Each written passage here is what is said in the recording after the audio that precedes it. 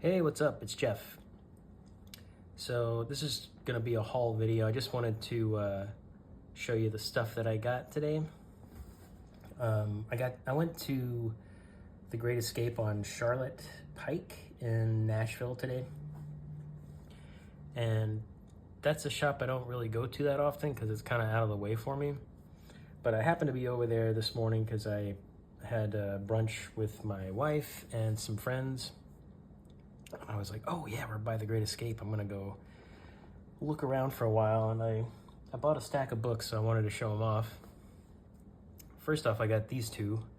Actually got, let's see, actually got 4 issues of X Factor, and they're all Will Spertasio art, which is why I bought them. So when I was a kid, you know, I loved Will Spertasio's artwork, but I didn't have all the books that he had been working on. I think I really started kind of paying attention to him when he was on Uncanny X-Men. And I knew that he had done X Factor, but I never got any of these books for some reason. I remember seeing them. I had like lots of friends who had these books. But I happened to be walking by their 50-cent boxes, and I saw like one of these kind of sticking out, and I was like, ooh, I want to see what else they got. So I found this like small little run, and I was like, oh, for 50 cents each. I think they've got, yeah, like a little 49-cent there. I thought for 50 cents each, that's a pretty good deal. I'm like, I'll buy those. And I'm already very happy with that decision because I'm loving a lot of this artwork. This is stuff that, like, again, I never actually owned any of these books, but I had friends back in the day who had some of these, and I was able to flip through. But some of this is like first time I remember seeing this. I don't have any memory of this particular issue, but the artwork in this is amazing. I love this guy. I have seen this before. That was probably like in Wizard or something, in an article about Apocalypse or something. So anyway, got all these guys, 50 cents each. Pretty good deal.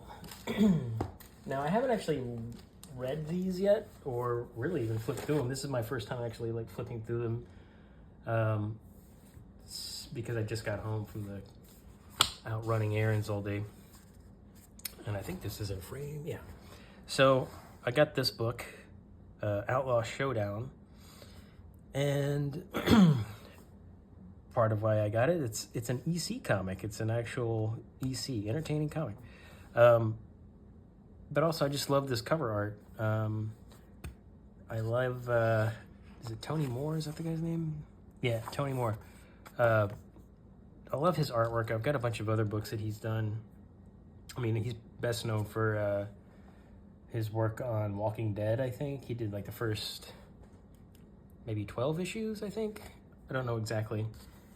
But I really like his artwork. I have this other book that he did called Fear Agent, which is kind of like a cool sci-fi book. But his artwork is always A+. Like, it's always amazing. Like, look at the detail in this. Oh my gosh. Look at all this detail in this explosion.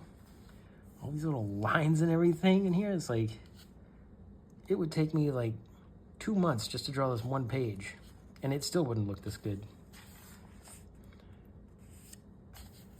I'm really, I'm always impressed by the amount of detail he puts in his stuff. And it always looks so good. I love the style that he draws in, like the way the characters look, the way he like builds a face and stuff. So, oh, that's cool. Like the front cover, it's not the same artwork, but it's the same basic image in this panel here. That's pretty cool. I love it when they work the cover into the story. I have a lot of like old horror comics from like the 50s and 60s, and there'll be some cool image on the cover, and then you read through the book and it's like nothing on the cover has anything to do with what's in the book. But these are kind of fun. These are like, oh, is this Jack Davis? Looks Jack Davis-y. Can't tell. I don't see his name anywhere. Anyway, might not be. But I've been watching a lot of Tales from the Crypt on DVD lately. And I watched one the other day that was like an Old West kind of horror story. And I was like, oh, that's a cool idea. I wish I would be down to watch some more like Old West horror.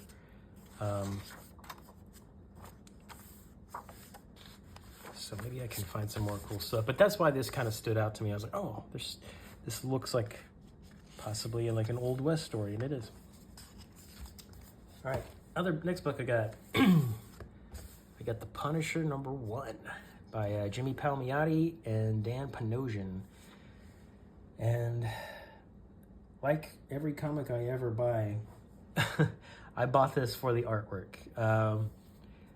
I remember Jimmy Palmiotti and Jimmy Palmiotti is best known as an inker to me, and he's a really good one. He used to be really closely associated with Joe Quesada, who I used to like ink all of Joe's stuff back in the day, and that's kind of how I first came to know who Jimmy Palmiotti was. But Dan Panosian, I'm so impressed with how good he's gotten, because back in the early 90s, he was one of these guys who, excuse me, he sort of broke out onto the scene because he was doing sort of a faux Rob Liefeld style, or, it was just, I think a lot of artists back then were trying to just draw in a style that would get them work, right? So Rob Liefeld, Jim Lee, and all those guys, they were really popular at the time. So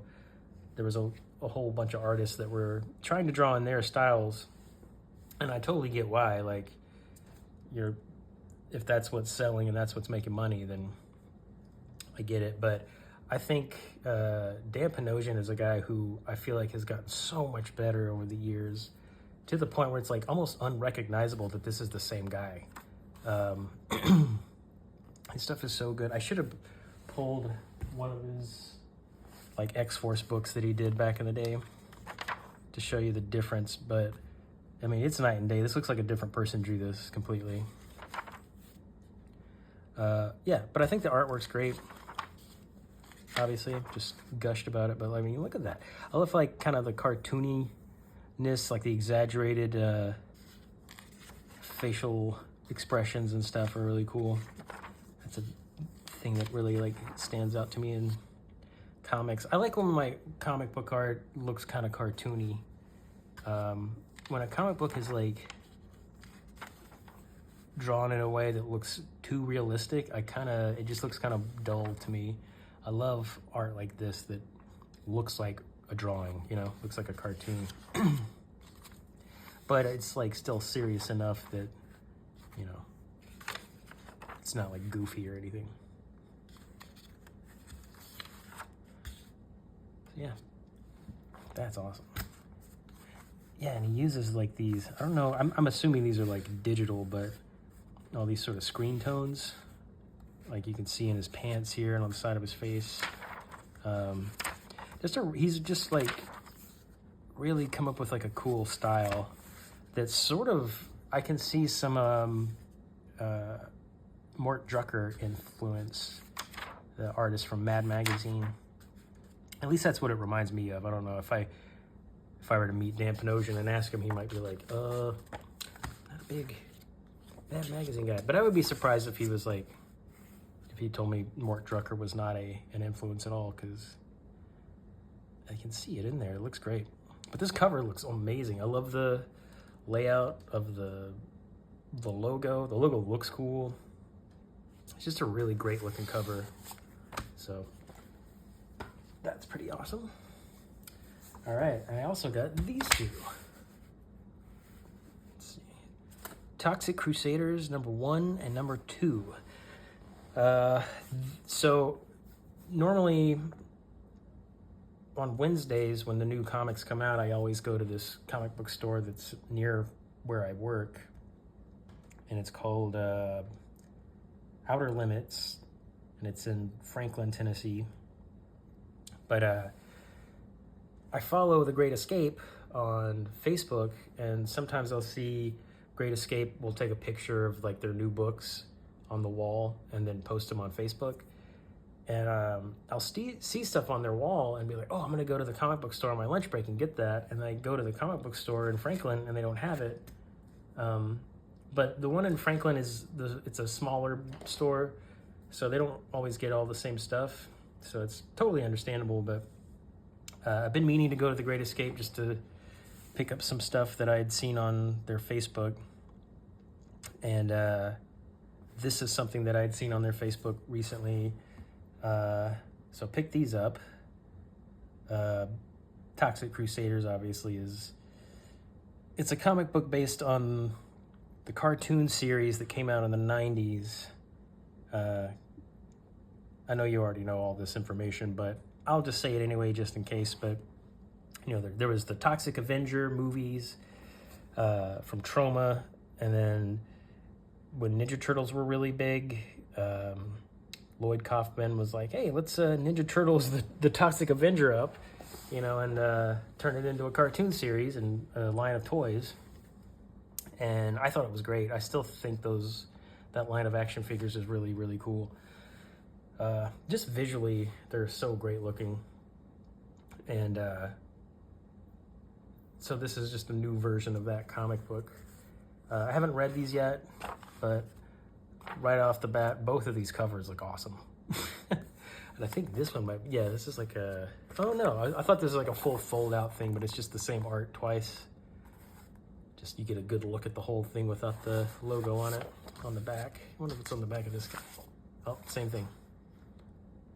But I don't know who this artist is. Let's find out, because I really like his art. Let's see. Tristan Wright. Well, Tristan Wright is an awesome artist. I don't remember who drew the artwork in the Toxic Crusaders comic book from the 90s. I know Sam Keith did the covers of a couple of them.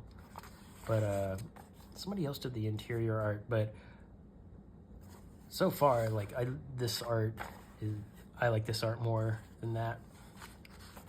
Not that we have to pit people against each other, you know. I like all different sorts of art, but this guy's got a really cool style. Or girl, wait, Tristan? I don't know if Tristan, I'll have to look this up. Is Tristan a man or a woman? I feel like that's one of those names that could kind of go either way. Anyway, regardless, this artwork is dope. Can't wait to like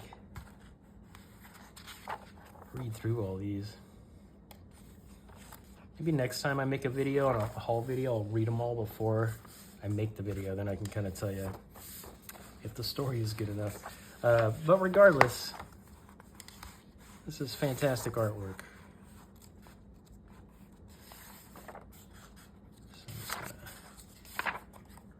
Oh, cool, look at that. That's great.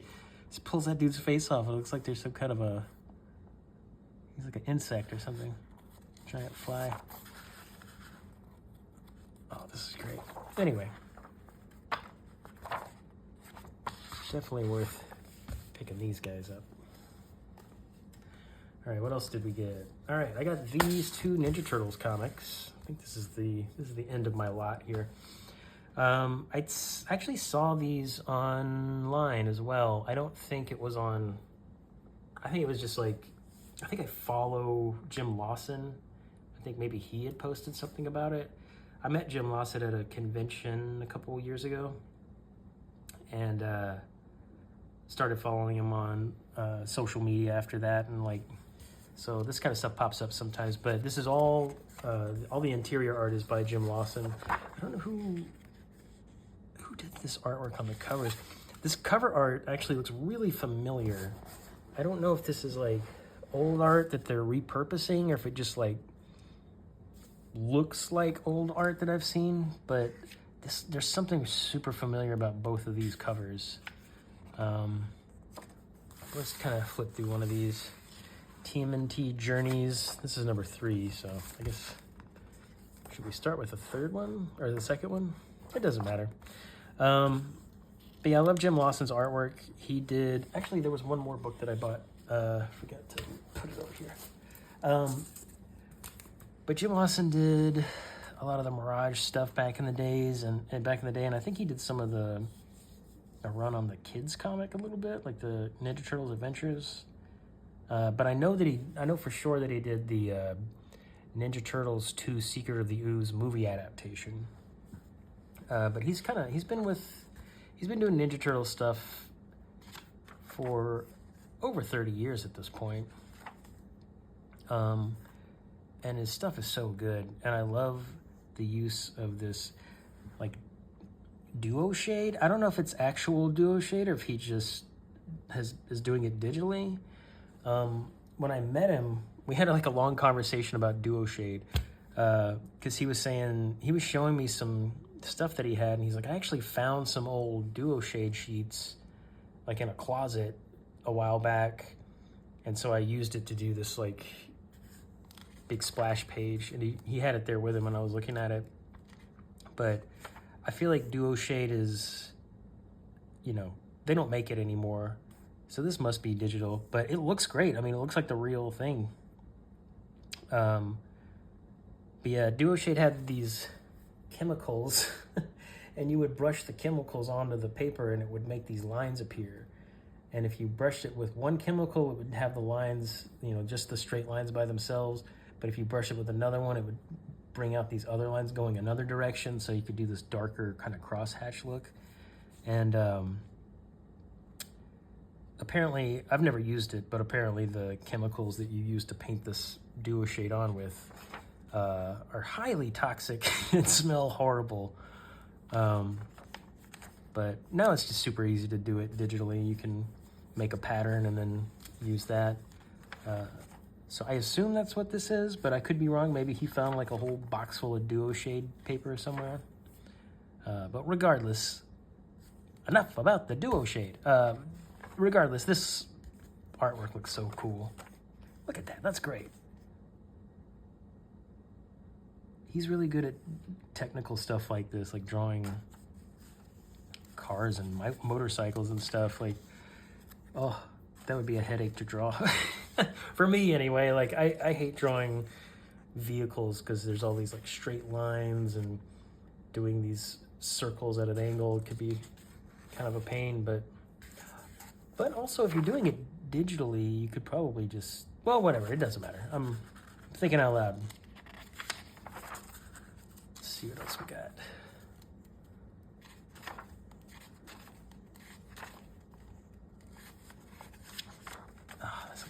All right.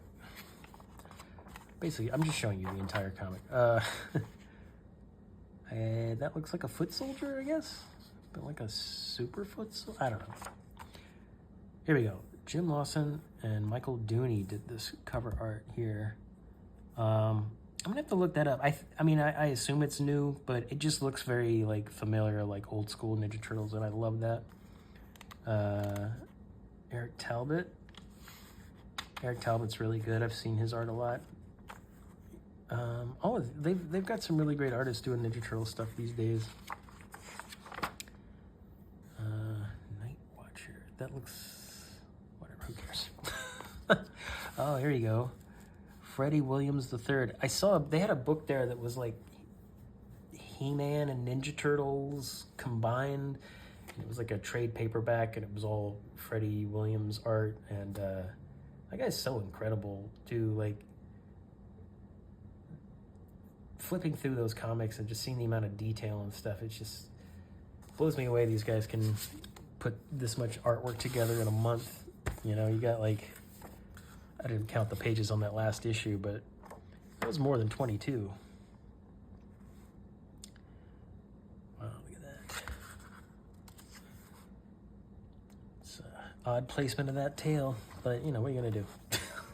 That's why they left the tails off of the cartoons and the toys. But, again, this artwork's cool.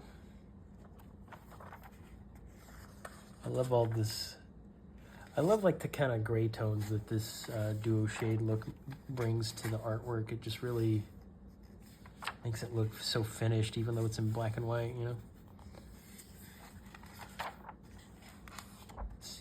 here? Another Jim Lawson, Michael Dooney. Okay. I don't know. Maybe these aren't new pieces. I gotta... Look, there's another one. It's the same one. Oh, that's cool. Speaking of good Ninja Turtles artists, I should make another video where I show some comic art. Some of these Ninja Turtle books that have been coming out lately by Juan Ferrara is his name. I mean, I bought a bunch of Ninja Turtles comics over the last couple months just based on his artwork, and it's so good, but that'll be another video. Okay, back, still on Ninja Turtles. This is the last book. Forgot I got this. This is a book I had when I was a kid, and it was only $6. It's Ninja Turtles Adventures #1. And I remember getting this at the Kroger grocery store in Gallatin, Tennessee when I was like, I don't know, what year did this come out? This is March 1st, 1989, so I'd have been 9. But yeah, I got this at the grocery store from a spinner rack. And this was like around the time the cartoon had just started coming out, you know. And this is an adaptation of the cartoon series. But yeah, when I was in my early 20s, I had like 2 long boxes of comics. And I just took one of those long boxes and took it to work and gave it to this guy that was really into comics, because I was just like, felt like I was growing out of it at the time. And then a couple years later, I got right back into it. It felt like I was like quitting smoking or something, you know, like this addiction of collecting comic books. I was like, I think I'm gonna kick this comic book habit. And I did for about 4 or 5 years, something like that.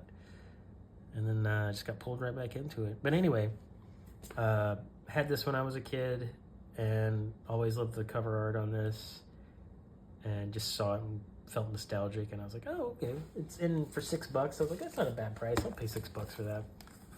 Fun to look at. It's got some water damage. You can see kind of on the edges here. Paper's turning brown. Man, you know you're getting old when your comic books that you had as a kid are turned brown. Like, when I was a kid, I would look at old comic books that were turned brown, and I was just like thinking, I can't imagine like these new comic books that I have looking like this when I'm older, you know. But here I am. That's what they look like. All right, that's it for now.